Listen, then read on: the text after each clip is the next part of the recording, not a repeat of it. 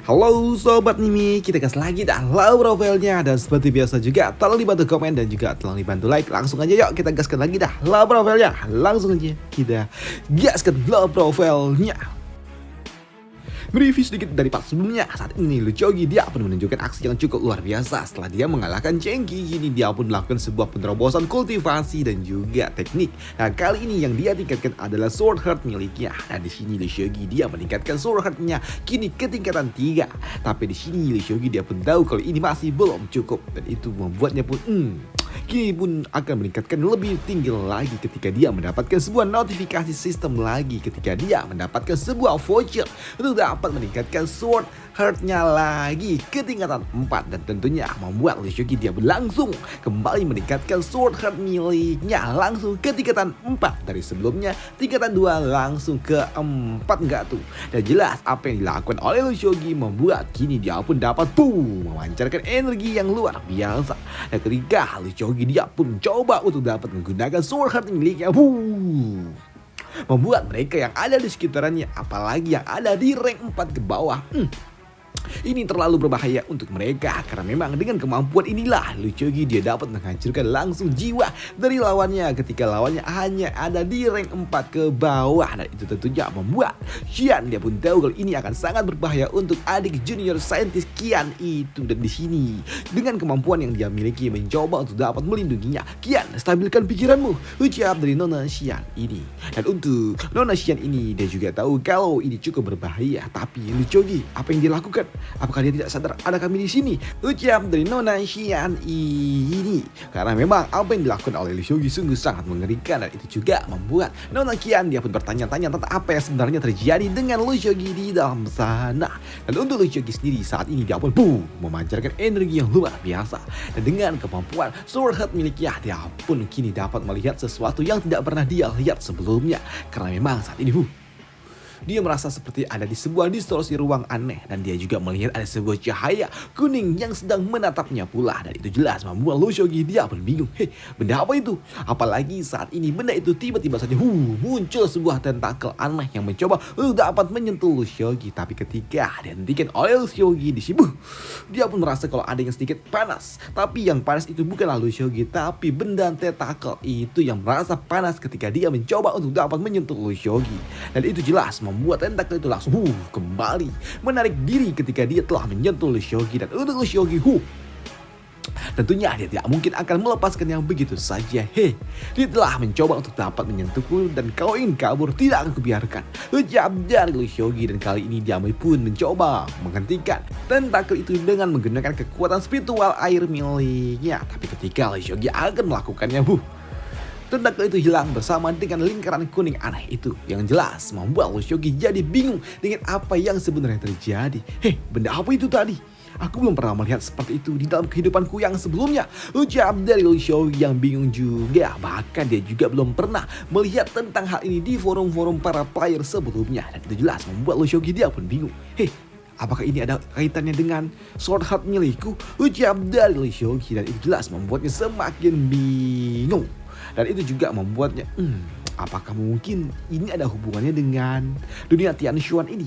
Dan aku pikir sepertinya dunia Tianshuan ini bukanlah dunia biasa, ucap dari Luchogi. Karena memang dulu dia juga mendapatkan sebuah informasi kalau ternyata dunia Tianshuan game ini ternyata tidak disponsorin, tidak diiklanin, tapi dapat memicu banyak sekali player-player bermain game ini. Bahkan para player-player mereka mendengar ini semua dari mulut ke mulut, hingga membuat para pemain dari game ini sungguh sangat banyak ramai tanpa ada sebuah media promosi apapun. Dan itu jelas membuat Luchogi, aku jadi bingung tentang siapa yang sebenarnya membuat game ini, ucap dari Luchogi. Tapi dia pun nyengir, dan dia pun menganggap kalau sepertinya dunia Tianshuan ini memang diciptakan untuk dirinya sedari awal, ucap dari Luchogi. Karena di sini dia pun menganggap kalau dirinya adalah sosok pilihan dari dewa.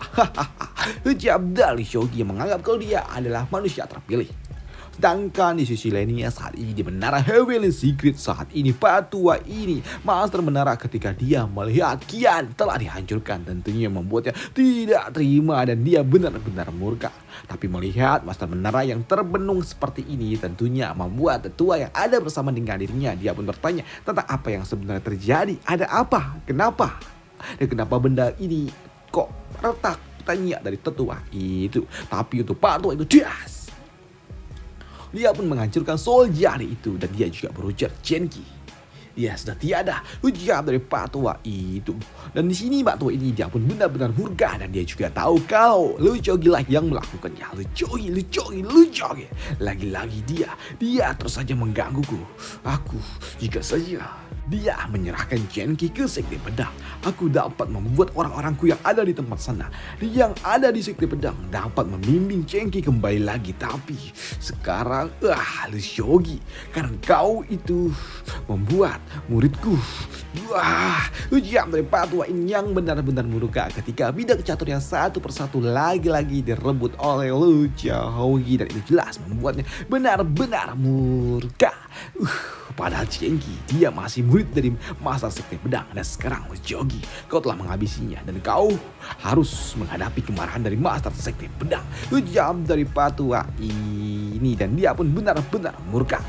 Dan di sini Pak Tua ini dia juga bertanya kepada tetuanya apakah Euro telah membalas pesan yang kita kirimkan. Ujian dari Pak Tua ini dan untuk tetua dia pun mengatakan kalau saat ini tetua ataupun seniornya juga memang telah mengirimkan pesan itu. Dan saat ini dia pun mendapatkan kabar kalau Lu Shogi akan pergi menuju Bezo. Ucap dari gadis itu yang membuat Pak Tua ini dia pun tahu apa yang harus dia lakukan. Sedangkan di sisi lainnya saat ini di wilayah dan Sekte Pedang Pak Tua ini dia pun langsung melesat kembali ke Sekte Pedang setelah apa yang dia lakukan sebelumnya bersama dengan Lu Shogi. Dan dia ingin Lu Shogi mendapatkan konsekuensinya atas kekacauan yang telah dia lakukan. Kau Lu Shogi, lihat saja kau akan mendapatkan konsekuensinya, ucap dari Pak Tua itu. Dan di sini Pak Tua itu dia pun langsung membunyikan lonceng warm bell yang dimiliki oleh Sekte Pedang yang membuat kini lonceng itu berdongeng di seluruh Sekte Pedang yang menandakan kalau para tetua langsung mengadakan sebuah pertemuan darurat. Dan itu jelas kini beberapa saat kemudian para tetua mereka pun mulai ngumpul di aula pertemuan. Dan melihat dan juga mendengar ini semua tentunya membuat di sini Bibi Ning dia pun bertanya tentang apa yang sebenarnya terjadi dan siapa yang membunyikan lonceng itu. Tanya dari Bibi Ning. Tapi di sini tetua yang ada di sebelahnya dia juga enggak tahu ujar dari orang tua itu. Tapi di sini mereka berdua juga ternotis ketika mereka melihat kalau saat ini Pak Tua Haji pun datang sembari nguap-nguap karena ini terlalu pagi untuk dirinya. Dan di sini untuk Pak Tua Haji dia pun langsung memilih tempat duduk yang udah didudukin sama orang lain.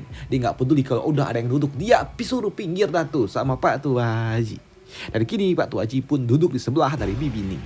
Dan di sini Pak Tua Haji dia pun juga masih setengah sadar kayaknya. Dia masih baru bangun tidur udah suruh datang ke tempat ini. Dan dia pun merasa kalau ini pertemuan apa ini? Ucap dari Pak Tua itu. Tapi di sini untuk Bibi Ning dia pun mengatakan sudah, kita datang dan dengarkan saja. Dan kurasa ini tidak ada hubungannya dengan kita juga, ucap dari Bibi Ning.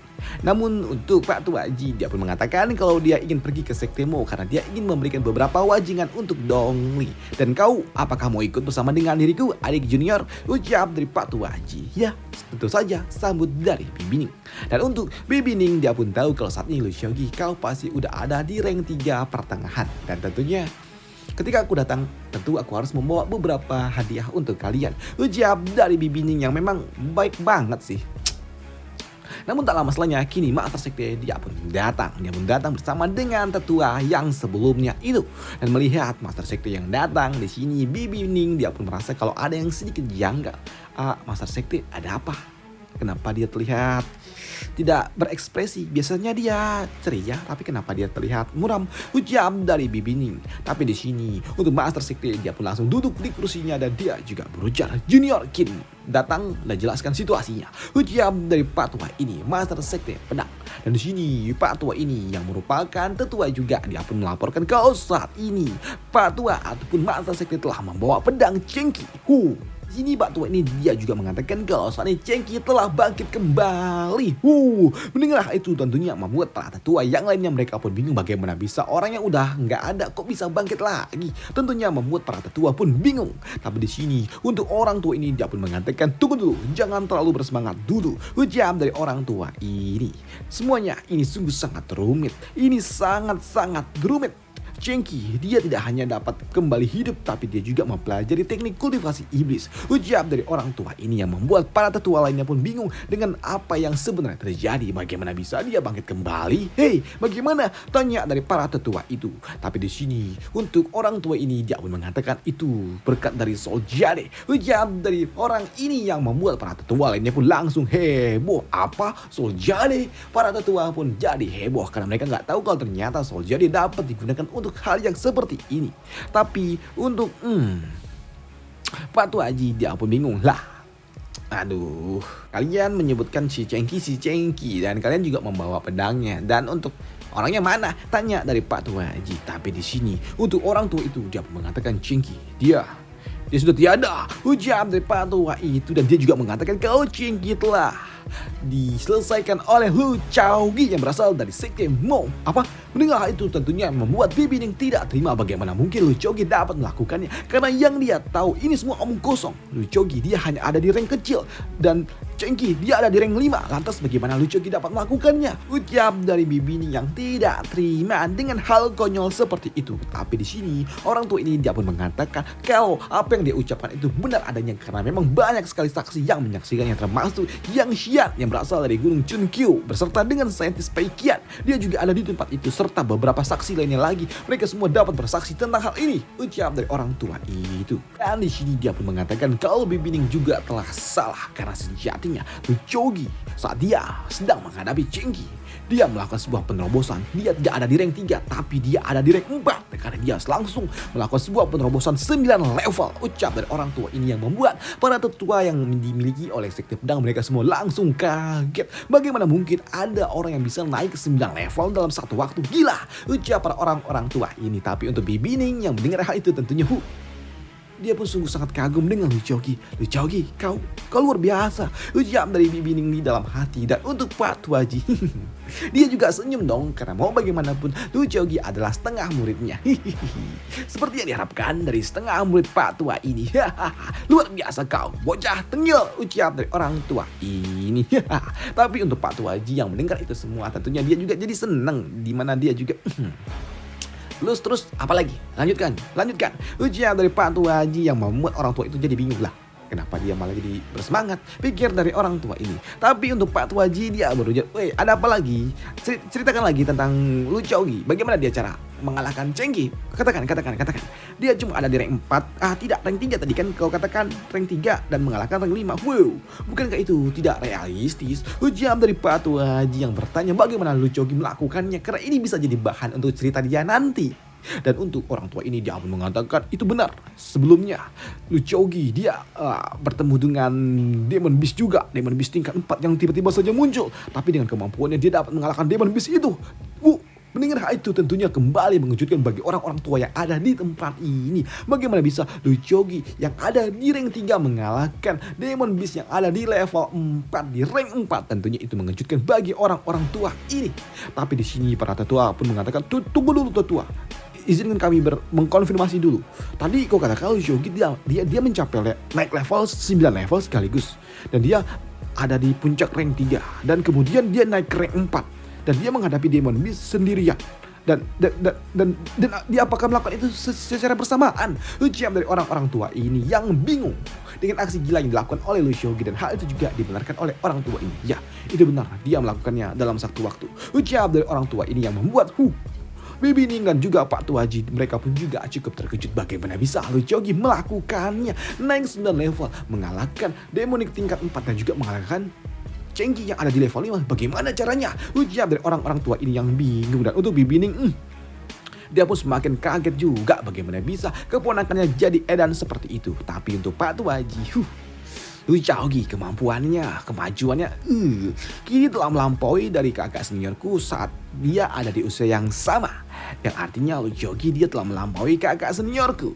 Dan artinya juga, Lu Jogi kan dia adalah setengah muridku. Jadi mau bagaimanapun akulah tetap ada di atas kakak seniorku. Ucap dari Pak Tuaji yang ya bermain teori sendiri. Waduh. Dan itu jelas membuat Pak Tuaji dia pun ingin sombong sama Sofregen kalau setengah muridnya lebih tangguh bahkan lebih hebat daripada Sofregen itu sendiri. Aku sudah tidak sabar lagi untuk memberitahukan kakak seniorku. Aku tapi belum bisa pergi sekarang nih karena orang-orang tua ini mereka pasti ingin memprovokasi setengah muridku itu. Ucap dari orang tua ini. Pak Tuaji dia pun tahu kalau orang-orang tua yang ada di tempat ini memiliki rencana yang tidak baik. Pikir dari Pak Tuaji. Tapi untuk orang tua ini dia pun mengatakan kalau tunggu semuanya jangan terlalu tegang dulu.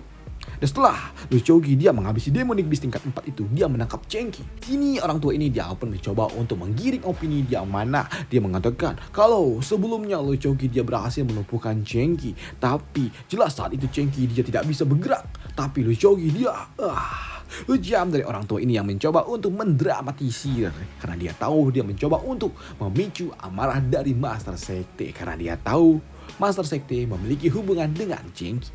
Dan hal itu juga disadari oleh Bibi Ning. Dia pun tahu kalau Master Sekte dia menganggap Cengki bukan sebagai murid biasa. Karena memang Cengki dulu dia ditemukan oleh Master Sekte ketika mereka masih bayi. Ketika Cengki masih bayi. Bahkan dia dirawat oleh Master Sekte lebih dari seorang murid. Bahkan Cengki dia memiliki wajah yang mirip sekali dengan adik perempuan dari istri Master Sekte yang udah nggak ada juga. Dan tentunya hal ini agak sedikit mengerikan bagi Master Sekte. Dan untuk Bibi Ning, dia pun tahu kalau ini agak sedikit repot karena Cengki Master Sekte dia merawat Cengki sudah seperti anaknya sendiri. Ucap dari Bibi Ning yang tahu kalau ini bakalan repot untuk Lu Jogi. Dan dia juga tahu kalau ini akan menjadi masalah jika Master Sekte benar-benar murka.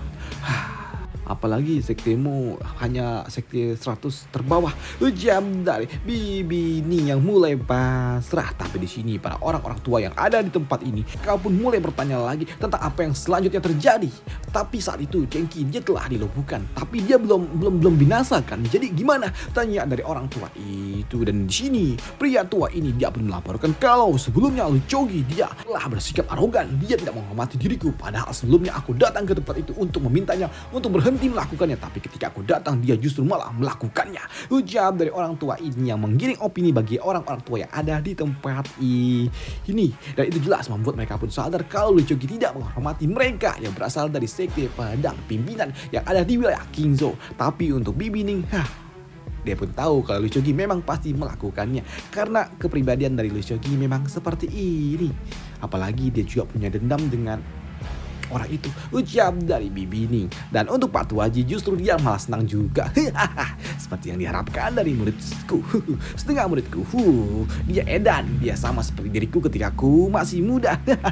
Kau punya kebanggaan yang luar biasa, nak. Ucap dari Pak Tuaji yang justru malah senang. Tapi di sini untuk para tetua yang lainnya, mereka pun marah dan mereka pun tidak terima dengan apa yang dilakukan oleh Lu Jogi karena Lu Jogi tidak menghormati mereka. Dan hal itu juga dibenarkan oleh para tetua-tetua lainnya. Tapi di sini untuk Bibi Ning dia pun tahu kalau ini akan sangat berbahaya untuk Lu Jogi. Tapi untuk Pak Tuaji, dia pun menandai mana nih para tetua-tetua yang mencoba untuk dapat mengusik setengah muridnya. Dan jika berani melakukannya, lihat aja Pak Tuaji lah yang akan turun tangan. Tapi di sini Bibi Ning tentunya dia pun mengatakan kalau dia pun coba untuk pasang badan di mana dia berucap, tunggu dulu adik junior Kin.